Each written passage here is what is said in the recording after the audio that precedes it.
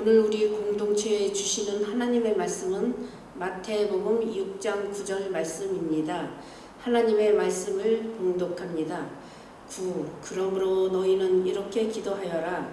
하늘에 계신 우리 아버지, 그 이름을 거룩하게 하여 주시며 주님의 말씀은 내 발의 등불이요 내 길의 빛입니다. 아멘. 아멘. 우리가 이곳 호주에서 살아가면서 영어를 쓸 일이 그래도 생각보다 많이 있을 텐데요. 이 영어를 쓰다 보면 이 정관사 더를 쓰게 될 때가 많이 있죠. 이 정관사 이 더를 THE라는 이 정관사 더를 주로 어떤 경우에 쓰게 되죠? 모든 경우에 다 똑같이 적용할 수는 없지만 이 더라는 정관사가 참 많은 부분에 사용이 되지만 더가 붙으면 그 단어는 이 세상에서 유일한 가치를 지닌 것이다 라는 그러한 의미를 가질 수가 있게 됩니다. 이제 다음 달 7월이 되면 영국 런던에 있는 윈블던에서 테니스 대회가 열립니다. 4대 메이저 대회 중 첫 손에 꼽히는 윈블던인데요. 이 윈블던 대회를 영국 사람들은 뭐라고 부르는지 아십니까? 여기 중간에 동그란 네모 안에 적혀 있는데요. 더 챔피언십이라고 부릅니다. 영국 사람들은 이 윈블던 테니스 대회를 윈블던이라고 부르는 것이 아니라 더 챔피언십이라고 부르죠. 왜 이렇게 부를까요? 테니스가 처음으로 시작된 대회라는 그런 상징적인 의미를 가지고 있기 때문입니다. 그런데 이게 자부심이 너무 지나치다 보니까 2005년부터는 좀 다른 나라에 있는 미국의 US 오픈이나 호주의 호주 오픈이나 프렌치 오픈이나 이런 것들도 조금 존중하자라는 의미에서 더 챔피언십이라는 이러한 단어는 조금 덜 사용하는 것으로 이렇게 이야기가 되곤 했지만 그래도 여전히 이 영국 사람들은 이 처음으로 시작된 이 자신들의 대회에 자부심을 갖고 있죠. 도시 중에도 이런 자부심을 가진 그러한 도시가 있습니다. 어디겠습니까? 사진 보니까 딱 아시겠죠? 바로 뉴욕입니다. 뉴욕의 이제 타임스퀘어를 이제 보여주고 있는 그러한 사진인데요. 정말 끝이 보이지 않는 그러한 마천루의 빌딩들이 가득하고 전 세계의 금융 수도를 자처하는 뉴욕을 가르쳐서 뉴욕 사람들은 자신들이 살고 있는 도시를 뉴욕이라고 부르는 것이 아니라 더 시티라고 부르죠. 정말 뉴욕이라는 이름이 있음에도 불구하고 정말 이 전 세계에서 자기들이 살고 있는 도시만이 유일한 도시다라는 의미를 담아서 더 시티라고 부르는 것을 볼 수가 있습니다. 이 뉴욕이라는 도시는 정말 그 더 시티라는 이름이 부끄럽지 않을 정도로 전 세계적인 문화를 선도하는 곳이고 또 한계 없이 우리 사람들이 누릴 수 있는 참 많은 것들을 누릴 수 있는 도시로 유명합니다. 이런 뉴욕에 흥미로운 흐름이 이제 수십 년 전부터 나타나기 시작했는데요. 바로 명상이라는 것이 사람들 가운데 하나의 트렌드로 자리를 잡기 시작한 겁니다. 자, 이 사진을 한번 보시면 어떤 건물인 것 같습니까? 어떻게 보면 절 같기도 하고 또 어떻게 보면 또 교회의 모습을 갖고 있는 것 같기도 하고 어떠한 좀 종교단체의 그런 분위기가 나죠. 그런데 사실은 이 사진은 그 뉴욕에 있는 명상센터입니다. 뉴욕에 있는 명상센터의 사진을 보여주고 있고요. 이 메디테이션이라고 하는 이 명상이 이제 뉴욕이라는 도시 안에서 정말 하나의 트렌드로 나타나서 이제 뉴욕 안에 그런 어떠한 고층 건물을 지을 때, 어떤 회사 건물을 지을 때, 아니면 고층 아파트를 지을 때 그 건물 안에는 무조건 명상센터를 넣어서 그 안에 사람들이 시간을 내어서 명상을 할 수 있도록 그렇게 하고 있고요. 또 뉴욕 시내에서도 명상센터를 참 많이 찾아볼 수 있습니다. 또 수많은 연예인들, 유명인들이 자신들이 명상을 하는 이러한 모습을 SNS에 공개하면서 이 명상이라는 것이 정말 이 현대를 살아가는 많은 사람들에게 하나의 트렌드로 자리를 잡는데 참 많은 역할을 한 모습을 볼 수가 있었습니다. 근데 조금 의외지 않습니까? 이 세상에 있는 정말 가장 화려하고 또 사람들이 가질 수 있는 최고의 유흥을 즐길 수 있는 이 뉴욕이라는 도시에 그러한 모습과 또 전혀 어울리지 않는 이 명상이라는 것이 하나의 트렌드로 자리를 잡을 수 있었을까요? 왜 세상의 모든 유흥과 쾌락을 즐길 수 있는 도시에서 왜 사람들은 정반대의 개념을 가진 이 명상이라는 것에 빠져들게 될까요? 많은 이유들을 이야기할 수 있지만 그중 한 가지 이유는 사람들이 더 이상 기도하지 않기 때문입니다. 많은 이야기들을 우리가 할 수 있겠죠. 하지만 우리가 종교적으로 한 가지를 이야기해보자면 사람들이 명상에 빠져드는 이유 중에 한 가지는 바로 사람들이 더 이상 기도하지 않기 때문이죠. 사람은 영을 가진 영적인 존재라고 성경은 가르쳐줍니다. 영적인 존재는 영적인 활동을 해야 합니다. 육체적인 활동을 한다고 해서 그러한 영적인 것이 채워지지 않지요. 근데 사람은 영적인 존재이기 때문에 영적인 활동을 해야 하는데 지금까지는 하나님께 드리는 기도가 사람들의 영적인 부분을 수천 년간 채워 주었습니다. 하지만 지난 수백 년간 하나님보다 인간의 이성과 과학을 더욱더 신뢰하는 그러한 분위기 속에서 하나님에 대한 기도는 점차 줄어들어 갔지요. 절대적인 존재인 하나님에 대한 기도는 줄어들고 대신 그 빈 자리를 세상적인 가치들이 채우기 시작했습니다. 그리고 이러한 기도의 공백으로 생긴 영적인 부분, 세상적인 것들로 채울 수 없는 영적인 부분을 사람들 사이에서 명상이라는 것이 대체하기 시작한 겁니다. 그 결과 이 명상이라는 것은 현대 사회에서 사람들의 영적인 부분을 채워주는 하나의 주도적인 트렌드가 되었죠. 이러한 분위기 속에서 교회 안에서 드리는 기도도 참 많은 영향을 받았습니다. 세상과 교회는 뗄래야 뗄 수가 없죠. 세상 속에 나가서 살고 있는 우리 그리스도인들이 다시 교회로 모여서 함께 예배하고 교제하기 때문에 세상에 있는 것들이 교회 안으로 들어오는 것은 어쩌면 너무나 당연한 모습이죠. 그러다 보니까 이 교회 안에서 드리는 기도들도 참 많은 영향을 받았습니다. 왜 기도해야 하는지도 온전히 이해하지 못한 채 하나님 앞에 드리는 그러한 기도가 많아졌습니다. 세상 사람들이 명상에 심취하는 것처럼 이 기도를 자신의 영적인 이득을 위해서 단순히 자신의 영적인 평안함과 안정감을 가지기 위해서 기도하는 사람들도 많아졌습니다. 마치 세상 사람들이 명상을 통해서 영적인 부분을 채우는 것처럼 자신의 영적인 만족을 위해서 기도를 하는 사람들이 교회 안에도 늘어나기 시작했다는 거죠.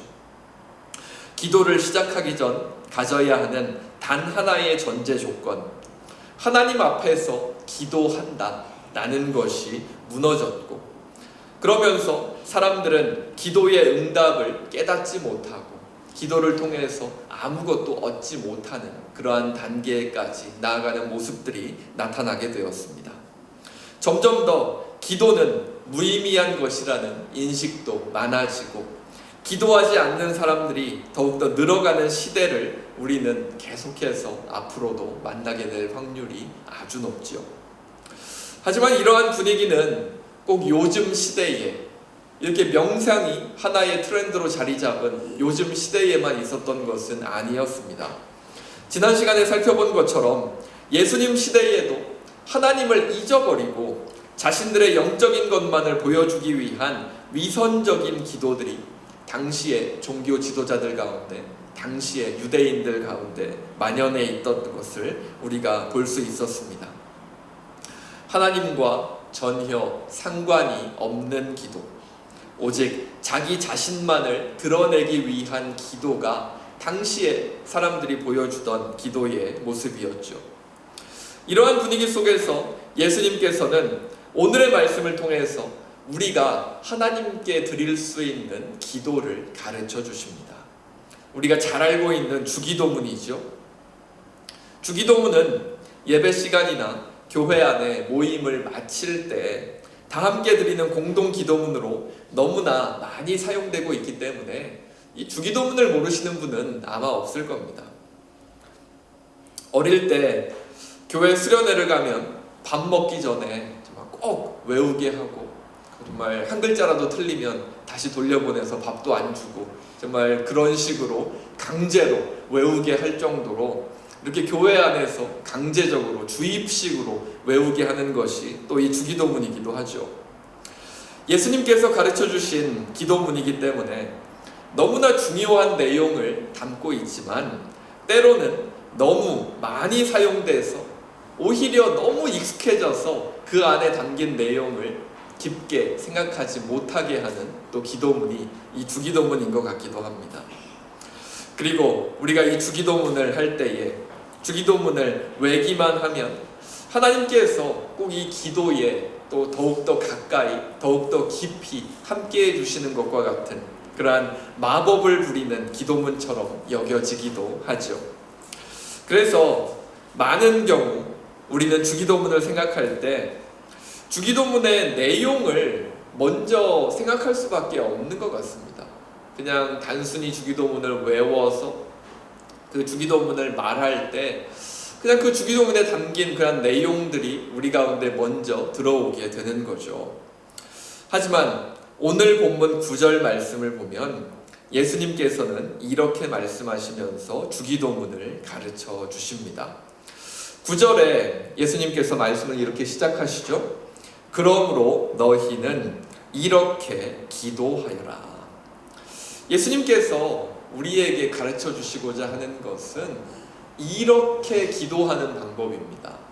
그러니까 어떤 내용을 가지고 기도해라 라는 것이 아니고 예수님을 따라서 이렇게 기도하는 방법을 우리에게 가르쳐 주고 계신 거죠. 예수님께서 이 주기도문을 가르쳐 주시면서 단순하게 당신이 가르쳐 주신 그러한 기도문을 사람들이 마법의 주문처럼 달달 외워서 계속해서 반복하기를 원하셨을까요? 절대 그렇지 않겠지요.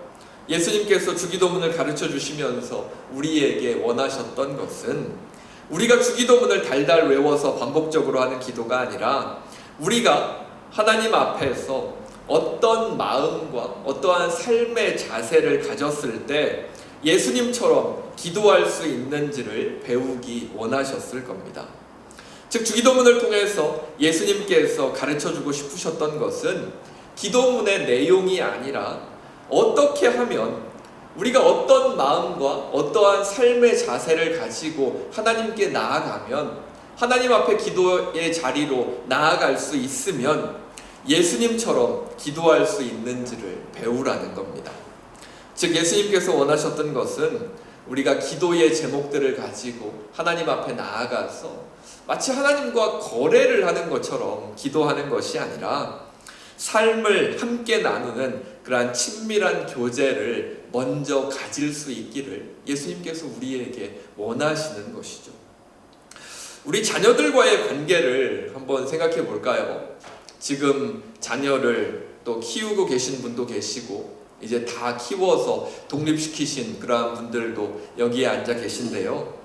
자녀들과의 관계를 한번 생각해 보시기 바랍니다. 자녀들이 부모에게 자신의 삶의 자리에 있는 것들을 하나도 이야기해 주지 않으면서 자기에게 필요한 것들만을 요구한다면 기분이 어떠시겠습니까?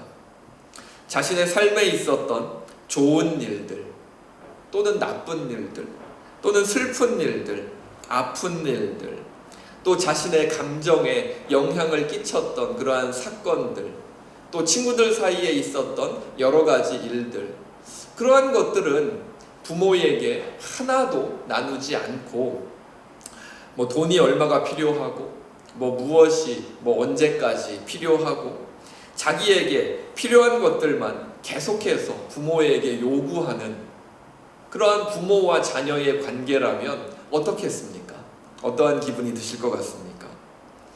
자녀가 아니라 마치 그냥 내가 책임지기로 한 마치 계약 관계에 있는 그러한 느낌이 들 수 있겠죠. 이런 경우 얼마나 삭막하고 건조한 그러한 관계가 되겠습니까? 하나님께 드리는 기도도 마찬가지이겠죠.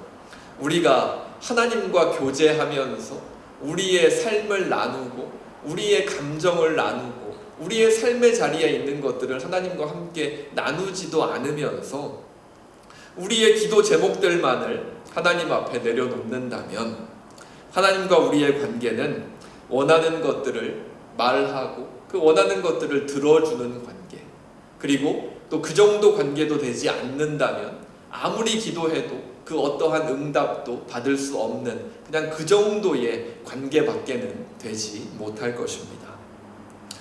그렇기 때문에 예수님께서 오늘의 기도, 주님께서 친히 가르쳐 주시는 이 주기도문이라고 하는 이 기도문을 우리에게 가르쳐 주시면서 예수님께서는 너희는 이렇게 기도하여라 라고 우리에게 가르쳐 주시는 겁니다.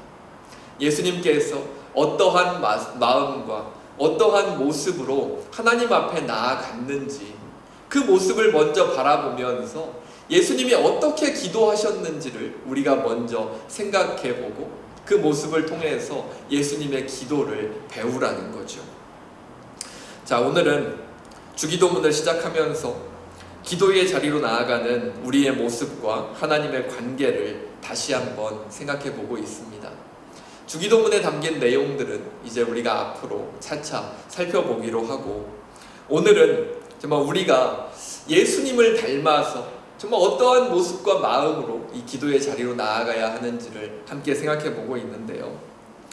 하나님을 정확히 바라보지 못하는 세상은 정말 하나님이 살아계시다라는 것을 믿지 못하는 그러한 세상은 기도가 아니라 자신의 영적인 안정을 위해서 명상을 합니다.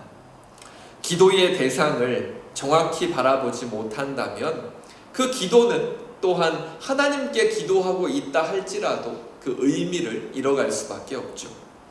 추상적인 기도는 하나님을 정확하게 이해하지 못하고 제대로 교제하지 못하는 가운데 일어나는 우리의 모습일 것입니다. 하지만 우리가 진정으로 예수님을 만나고 하나님과 교제하는 기도의 자리로 나아갈 수 있다면 성령 하나님께서 정말 나와 함께 하시고 계시다라는 것을 믿고 우리가 고백하면서 기도의 자리로 나아갈 수 있다면 우리의 기도는 더 이상 추상적이고 의미 없는 기도가 될 수는 없을 것입니다. 하나님을 아버지라고 고백하면서 우리 하나님을 바라볼 수 있는 사람은 자신의 모든 것을 하나님 앞에 내려놓고 고백할 수 있기 때문이죠. 하나님과 교제하면서 정말 하나님이 하나님 되신다는 것을 우리의 믿음으로 고백할 수 있는 사람은 그 기도가 결코 추상적이 될 수 없겠죠. 그렇기 때문에 우리의 기도는 그 기도의 대상이 명확해야 합니다. 내가 누구를 향해서 기도하고 있는지를 정확하게 바라보아야 한다라는 거죠. 기도의 대상이 내 마음속에 명확하게 자리 잡지 못한다면 그 기도는 마치 우리의 조상들이 정화수를 떠놓고 비나이다, 비나이다 라고 이렇게 계속해서 반복적으로 기도했던 것처럼 그 기도의 대상조차 잘 알지 못하는 추상적이고 모호한 그러한 기도가 될 수밖에 없기 때문이죠. 하나님을 향한 기도는 단순하게 소원을 비는 행위가 절대로 아닙니다. 하나님은 영이시죠. 그리고 하나님은 인격을 가지고 계시다라고 성경은 우리에게 가르쳐 줍니다. 영이시고 인격을 가지고 계시기 때문에 하나님에 대한 기도는 영적인 교제가 될 수밖에 없습니다. 어느 한쪽이 일방적으로 자신이 원하는 것을 요구하기만 하는 그러한 관계가 아니라 영적인 관계로서 서로 간의 교제를 통해서 그 관계를 더욱더 깊게 발전시켜 나가야 하는 그러한 관계가 될 수밖에 없다라는 겁니다. 사람들 간의 관계도 그렇지 않습니까? 우리가 세상을 살아가면서 참 많은 사람들을 만나게 되는데요. 그 관계를 발전시켜 나가는 데 있어서 나에게 있는 것들을 보고 나에게 다가와서 나에게 있는 것들을 가져가고 싶은 그러한 마음만 보여주는 그러한 사람들과 그런 것들을 다 떠나서 정말 나 자신을 바라보아 주면서 나 자신과 교제하고 나 자신과의 관계를 발전시켜 나가기를 원하는 그러한 사람이 있다면 누구와 더 깊게 교제하시겠습니까? 이기적인 마음을 가지고 나에게 있는 것들을 가져가기 위해서만 다가오는 사람과 더 깊게 교제하시겠습니까? 아니겠죠. 정말 나 자신을 나 자신으로 바라보아 주면서 정말 다른 어떠한 조건들을 가지고 나에게 다가오는 것이 아니라 정말 사람 대 사람으로서 관계 대 관계로서 그냥 깊은 교제의 시간들을 정말 퀄리티 타임을 가지고 싶어하는 그러한 사람들이 우리의 주변에 있을 때 우리는 그 사람들과 더 깊이 교제하고 싶지 않겠습니까? 하나님과 우리의 관계도 이와 똑같다는 거죠. 그렇기 때문에 진정한 기도의 형태는 우리가 하나님을 알아가는 것에서 시작합니다. 영이신 하나님과 교제하면서 하나님이 정말 어떠한 마음을 가지고 있는지를 먼저 깨달아야 하고요. 그리고 하나님께서 가지고 계신 인격을 가지고 나의 인생에 어떠한 모습으로 다가오시는지를 먼저 깨달아야 합니다. 우리가 하나님께서 어떠한 하나님이신지를 깨달을 때 우리의 기도가 달라지기 시작하기 때문이죠. 우리가 하나님이 어떠한 분인지를 깨달으면 그 하나님께서 나의 인생에 어떠한 모습으로 다가오실지도 예측이 되지요. 이러이러한 하나님이시기 때문에 나에게 이러한 상황이 생겼을 때 내가 하나님 앞에 기도할 때 하나님께서는 이러한 모습으로 이러한 마음으로 나에게 다가와 주실 것이다. 우리는 하나님의 모습을 깨달아갈 수 있게 됩니다. 그러면서 하나님의 뜻을 깨달아갈 수 있고요. 하나님과 영적인 교제를 시작할 수 있게 되는 것이죠. 그러면서 우리가 우리의 마음 가운데 있는 것들을 하나님께 내려놓고 우리의 기도의 제목들을 바로 그 단계에서 그냥 하나님과의 교제가 없는 상태에서 우리의 기도의 제목들을 아뢰는 것이 아니라 하나님과 충분한 교제를 통해서 깊은 관계를 만들고 그러한 단계에서 기도의 제목을 하나님과 나누게 될 때 우리의 기도의 제목들 가운데는 어떠한 변화가 일어날까요? 우리의 마음 가운데 있었던 기도의 제목들이지만 그 우리의 마음에 우리의 기준으로 우리가 하나님께 아뢰던 기도의 제목들이지만 그 모든 것들이 하나님의 뜻에 비추어서 하나님의 마음에 맞게 하나님의 기준에 맞게 그러한 것들이 변화되어가는 그러한 변화의 모습을 우리가 기도 가운데 발견할 수 있게 될 것입니다. 단순히 나의 필요를 아뢰었던 그러한 기도 가운데서 하나님께서 나의 삶에 원하시는 것들을 깨닫게 된다면 그 필요도 하나님의 뜻에 맞게 그 의미가 달라지는 것을 바라볼 수 있는 그러한 지혜를 가지게 되는 것이죠. 그리고 이러한 삶의 자세를 가진 사람은 당연히 그의 삶의 자리에서도 어떠한 모습이 나타나겠습니까?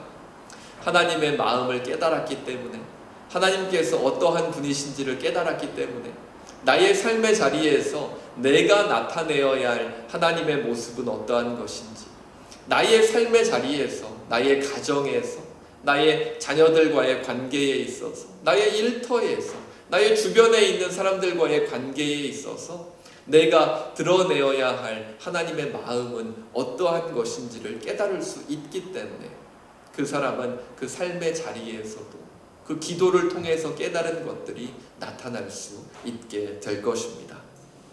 자, 오늘 주님의 가르침을 통해서 우리가 어떠한 모습과 마음으로 기도의 자리로 나아가야 하는지 예수님께서 가르쳐 주시는 그러한 본문을 함께 살펴보았습니다. 예수님께서는 너희는 이렇게 기도하여라 라고 우리에게 당부하십니다. 예수님은 어떻게 기도하셨습니까? 예수님께서 원하시는 것들만을 하나님께 아뢰셨나요? 그러지 않으셨죠. 예수님께서 정말 하나님의 아들이셨지만 그 자신의 힘듦을 하나님께 솔직하게 고백하는 그러한 모습을 보여주셨습니다. 눈물을 흘리시면서 정말 땀이 피와 같은 형태로 이렇게 나타나는 그러한 극심한 고통 가운데 있으시면서도 그 자신의 아픔을 하나님께 그대로 아뢰면서 자신이 너무나 힘들다는 것을 드러내셨고, 또 그렇게 기도하시면서도 하지만 하나님의 뜻이 나의 기도와 다른 곳에 있다면 나의 뜻대로 마시고 하나님의 뜻대로 그 모든 것을 이끌어 주십시오 라고 기도하셨던 분이 바로 예수님이시죠. 즉 하나님과의 깊은 교제 가운데 하나님과 자신에 있는 모든 것들을 함께 나누는 그러한 단계를 거쳐서 자신의 안에 있는 모든 것들을 고백하는 그러한 기도를 드리셨고, 또한 자신의 고백 가운데 있었던 기도가 하나님의 뜻과 맞지 않다면 나의 뜻이 아니라 하나님의 뜻대로 그 모든 것들을 인도해 주십시오 라고까지 고백할 수 있는 그러한 기도의 모습을 예수님께서 보여주셨죠. 단순히 자신이 원하는 것들만을 고백하는 그러한 기도의 모습이 아니었다라는 겁니다. 자, 오늘 이 말씀을 통해서 내가 기도의 자리로 나아가면서 바라보았던 하나님은 어떠한 하나님인가 우리 다시 한번 돌아보실 수 있기를 바랍니다. 추상적인 그리고 모호한 그러한 이미지를 가진 하나님을 바라보면서 내가 기도의 자리로 나아가고 있지는 않았는가 다시 한번 돌아보실 수 있기를 바랍니다. 기도의 대상을 하나님으로 명확하게 바라보시고 하나님과의 교제를 통해서 나를 향한 하나님의 뜻을 깨닫고 그 하나님의 뜻 안에서 나의 기도의 제목들을 다시 한번 비추어 보실 수 있는 그러한 시간이 꼭 있으시기를 바랍니다. 우리가 이러한 마음과 자세를 가지고 하나님께 기도의 자리로 나아갈 수 있다면 우리는 하나님께서 우리에게 원하시는 것들을 깨닫고 그 안에서 우리의 필요를 우리의 삶의 자리에서 하나님과 함께 채워갈 수 있게 될 것입니다. 내가 누구에게 기도하고 있는지, 나의 기도를 받으시는 분은 어떠한 분인지를 먼저 바라보시면서 기도의 자리로 나아가실 수 있는 우리 모든 성도분들 되실 수 있기를 바랍니다. 하나님과의 온전한 교제 속에서 정말 모호하고 추상적인 기도가 아니라 명확히 내가 기도하고 걸어가야 할 길을 발견하실 수 있는 우리 모든 성도분들 되실 수 있기를 간절히 바랍니다. 자, 우리 말씀을 기억하면서 우리 함께 기도하겠습니다. 사랑의 하나님, 오늘도 말씀을 통해서 하나님 앞에 선 우리의 모습을 다시 돌아보게 하시니 감사합니다. 주님께서 보여주시고 가르쳐 주신 것처럼 하나님을 아버지라 부르며 기도의 자리로 나아갈 때 우리 모두가 하나님의 자녀로서 하나님과 인격적인 교제의 자리로 나아갈 수 있도록 먼저 인도하여 주시옵소서. 하나님의 옆자리에서 늘 우리를 위해 중보하시는 주님께서 누구보다 잘 알고 계신 우리의 마음과 삶의 자리, 가정을 돌보아 주시고 우리 역시도 늘 동행하시는 성령 하나님의 인도하심을 바라보며 하나님을 향해 나아갈 수 있게 하여 주시옵소서.